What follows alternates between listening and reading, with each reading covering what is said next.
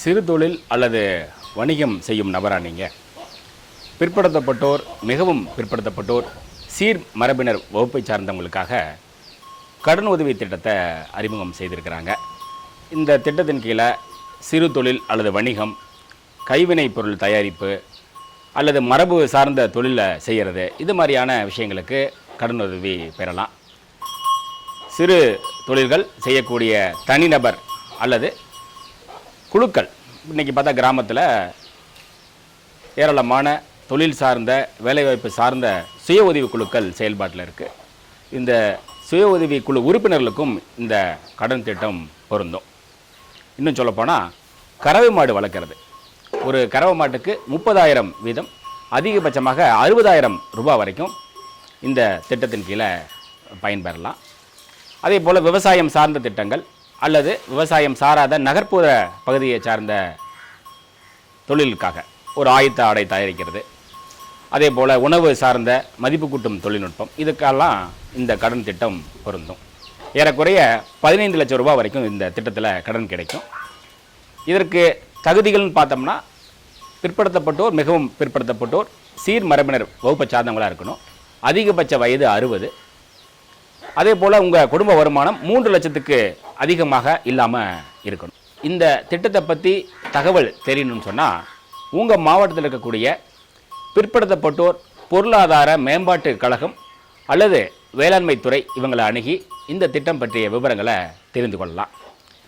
இன்றைக்கி இளைஞர்களும் பெண்களும் முதல் தலைமுறை பட்டதாரிகளும் தொழில் துவங்க ஏராளமான வாய்ப்புகளை உருவாக்கிட்டு வர்றாங்க. ஒவ்வொரு மாவட்டத்தில் இருக்கக்கூடிய மாவட்ட தொழில் மையம் மூலமாக பல்வேறு கடன் உதவி திட்டங்கள், மானிய திட்டங்கள் செயல்பாட்டில் இருக்குது. உதாரணத்துக்கு புதிய வேலைவாய்ப்பை உருவாக்கும் திட்டம், தொழில் முனைவோர் உருவாக்கும் திட்டம், அதே போல் பிரதம மந்திரியுடைய சிறு குறு நிறுவனங்களை முறைப்படுத்தும் திட்டம் சொல்லி ஏராளமான கடன் திட்டங்கள், மானிய திட்டங்கள் தற்போது அறிமுகம் செய்திருக்கிறாங்க. இந்த ஒவ்வொரு திட்டத்தை பற்றியும் இப்போ பார்ப்போம். ஒவ்வொரு திட்டத்துக்கும் பல்வேறு தகுதிகள், அதே போல் சில விதிமுறைகள் இருக்குது. அதை பற்றி எல்லாமே நம்ம தெரிஞ்சுக்கலாம்.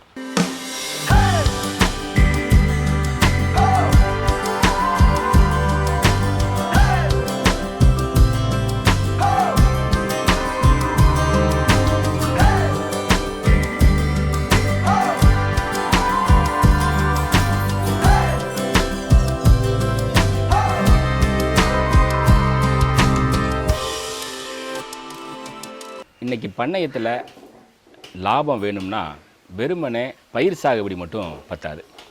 விவசாயத்தை சார்ந்த கறவை மாடு வளர்க்குறது, கோழி வளர்க்குறது, மீன் வளர்க்குறது, தேனீ வளர்ப்பு, இப்படி வேளாண்மை சார்ந்த சார்பு தொழில்களையும் கையில் எடுக்கணும். இன்னும் சொல்லப்போனால் பண்ணைக்குட்டைக்கு இன்றைக்கி மானியம் இருக்குது. வெறுமனே பண்ணைக்குட்டையை தண்ணீர் சேமிக்கிறது மட்டும் இல்லாமல் அந்த பண்ணைக்குட்டையில் மீன் வளர்க்கலாம். ரோகு, கட்லா இந்த மாதிரியான மீன்களை வளர்க்கும்போது உயிர் மீன்களாகவும் விற்பனை செய்ய முடியும். இந்த மீன் குஞ்சுகளை அந்தந்த மாவட்டத்தில் இருக்கக்கூடிய மீன்வளத்துறை மூலமாக அல்லது பவானி சாகர் பகுதியில் இருக்கக்கூடிய மீன் வளர்ப்பு அலுவலகம் மூலமாக பெற்றுக்கொள்ள முடியும். இந்த மீன் வளர்ப்பு மட்டுமல்லாமல் குறிப்பாக இந்த ஆடு மாடு வளர்க்குறது, இந்த ஆடு மாடு வளர்க்குறதுக்கு வங்கிகள் மூலமாகவும் நிதி உதவி கிடைக்கும். அதே போல் இந்த கறவை மாடு வளர்க்குறது மூலமாக தினசரி பால் கறந்து நம்ம வியாபாரம் செய்ய முடியும். இந்த பாலை மதிப்பு கூட்டி பல்வேறு வணிக நிறுவனங்களுக்கும் உணவகங்களுக்கும் நம்ம கொடுக்க முடியும்.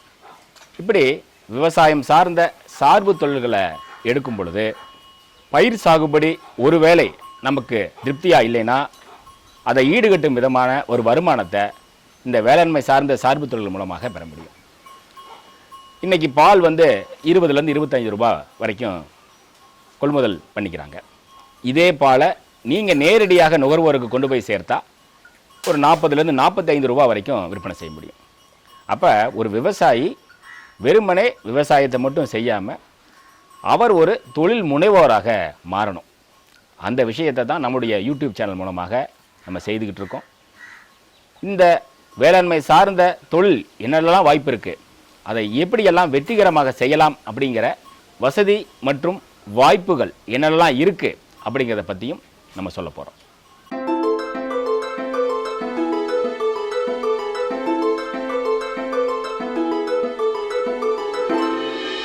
மீன் வளர்ப்பு. பண்ணைக்குட்டையில் மீன் வளர்க்கலாம். பண்ணைக்குட்டையில் இருக்கக்கூடிய பல்வேறு நிலைகளில் நம்ம மீன் வளர்க்க முடியும். பண்ணைக்குட்டையோடைய அடிப்பகுதியில், அதே போல் நடுப்பகுதியில், அப்புறம் மேல் பகுதியில், இப்படி 3 பகுதியிலையும் வளரக்கூடிய மீன்களாக எடுத்துக்கொள்ளணும். இதுக்கு உள்நாட்டு மீன்களும் சிறப்பாக இருக்கும். அதே போல் ரோகு, கட்லா இந்த மாதிரியான மீன்களையும் நம்ம பண்ணைக்குட்டையில் வளர்க்க முடியும். இந்த பண்ணைக்குட்டையில் வளர்க்கக்கூடிய மீன்களை உயிர் மீன்களாக விற்பனை செய்ய முடியும்.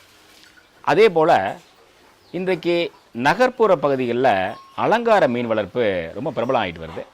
நம்முடைய வீடுகளாக இருக்கட்டும், அல்லது தொழில் நிறுவனங்களாக இருக்கட்டும், அல்லது பெரிய அளவிலான உணவகங்கள், தங்கும் விடுதிகள், இங்கே எல்லாம் அலங்கார மீன்களை வளர்க்குறாங்க. இந்த வாஸ்து மீன் சொல்கிற மாதிரி இந்த அலங்கார மீன் வளர்ப்பையும் ஒரு தொழிலாக செய்ய முடியும்.